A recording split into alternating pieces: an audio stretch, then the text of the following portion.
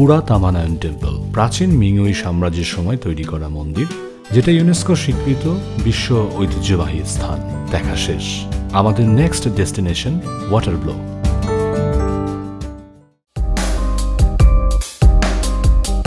সারা বালি জুড়েই এরকম রাস্তার পাশে দারুণ দারুণ সব সাজানো বাগান দেখতে পাওয়া যায়।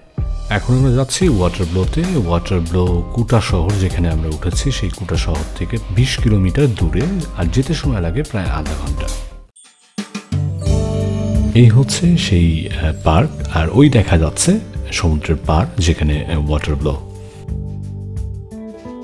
শুরুতেই বলে নেই, আমি কিন্তু কোনো ভ্লগার নই, বেড়াতে এসেছি, এই শখের বসে ভিডিও করছি মেমেন্টো হিসেবে রাখার জন্য, নিজের ইউটিউব চ্যানেলে মেমেন্টো হিসেবে রেখে দেয়া আর একটু সবার সঙ্গে এক্সপিরিয়েন্সটা শেয়ার করা।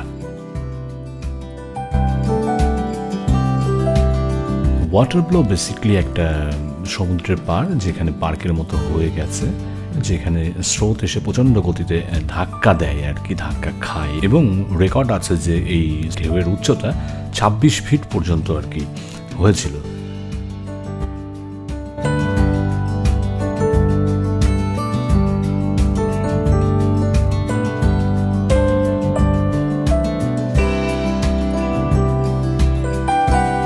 এই পার্কের অনেক জায়গাতে এমন দারুণ দারুণ সব ভাস্কর্য করা আছে।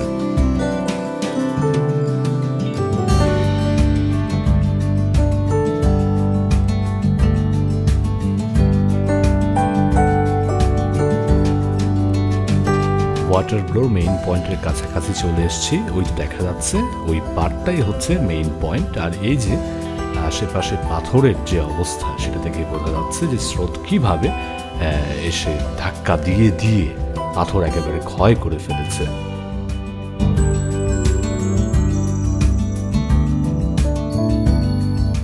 এই সেই পার যেখানে এসে স্রোত প্রচণ্ড গতিতে ধাক্কা দেয়, বিশেষ করে জোয়ারের সময়। আর এখানেই আমরা করে ফেলেছি ভুল, সেটা হচ্ছে আমরা জানতাম না যে জোয়ারের সময়টা কয়টা, বা আমরা দেখে আসিনি যে জোয়ার কয়টায়। আর আমাদের ড্রাইভার কাম গাইড, তাকেও জিজ্ঞেস করা হয় নাই যে জোয়ার কখন।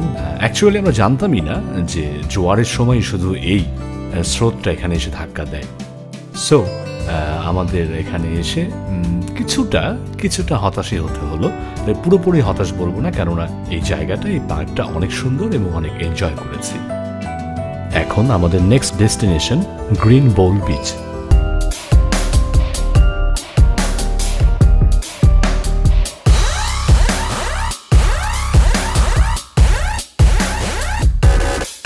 গ্রিন বোল বিচ, যেটা ওই কুটা শহর থেকে 15-16 কিলোমিটার দূরে, সময় লাগে যেতে আধা ঘন্টার মতো। আর যেহেতু বালি দ্বীপ, কাজেই এখানে অনেকগুলো বিচ আছে। আর এই গ্রিন বোল বিচকে বলা হয় one of the most beautiful bitches in বালি।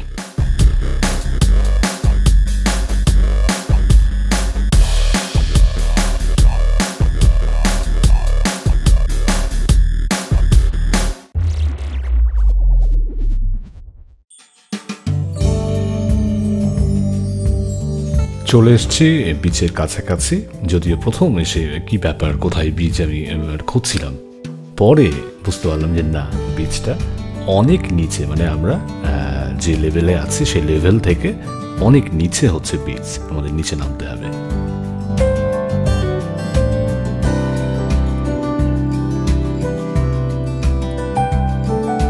এখন আমাদের যেতে হবে বামে।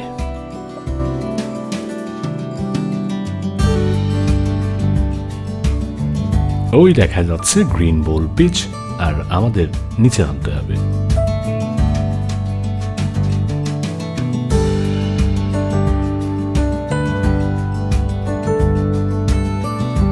এই হচ্ছে নিচে নামার সিঁড়ি।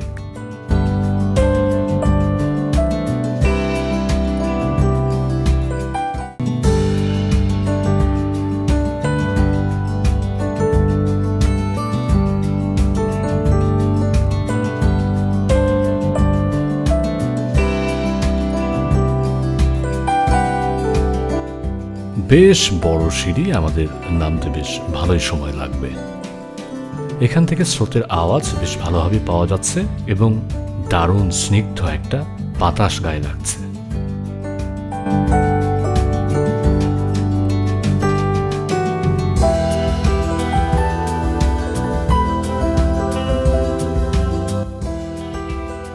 অনেকটা কাছাকাছি চলে এসেছি এবং যতই নিচে নামছি নীলের পরিমাণ, নীল রঙের পরিমাণটা ধীরে ধীরে বাড়ছে। যারা সানবাদ নেয় তাদের কাছে এই বিচ অনেক বেশি পপুলার। অনেকে এই বিচটাকে হিডেন বিচ বলে থাকে। পাহাড় এবং গাছপালা দিয়ে কিন্তু বিচটা ঘেরা, তাই হিডেন বিচ বলে থাকে। আর একই কারণে কিন্তু এখানে ক্রাউডটা অনেক কম।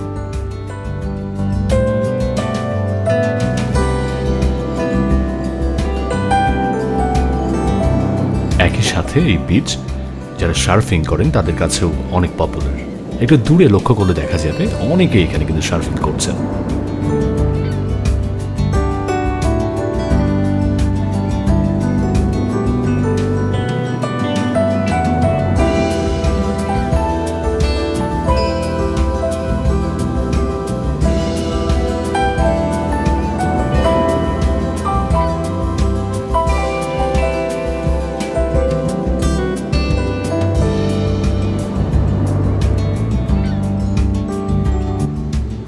অনেকে এখানে সানবাদ নিচ্ছেন, তবে আমাদের সানবাদ নেওয়ার সুযোগ নেই, কেননা আমাদের যেতে হবে এরপর প্রাচীন উলুওয়াটু টেম্পলে। ওখানে নাকি সূর্যাস্ত দেখার জন্য প্রচুর টুরিস্টরা ভিড় করেন। এখনকার মতো এখানেই শেষ করছি।